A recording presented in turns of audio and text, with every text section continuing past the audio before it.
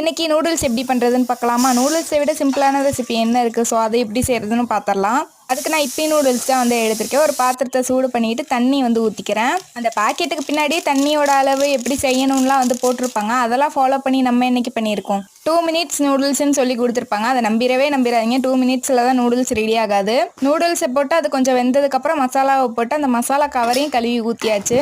Waste ஆக்கக்கூடாது இல்லையா? அது வெந்துட்டு இருக்க நேரத்திலே ரெடியாக பவுலு ஸ்பூன்லாம் எடுத்து வச்சுக்கோங்க.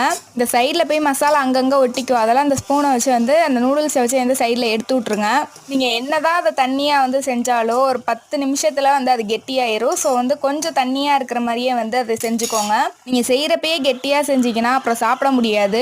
நீங்கள் எவ்வளோ தண்ணி விட்டாலும் அது உறிஞ்சிரும். நூடுல்ஸ் இப்போ ரெடி ஆயிடுச்சு. ஏதாச்சும் ஒரு டிப்ஸ் சொல்லணும் இல்லையா?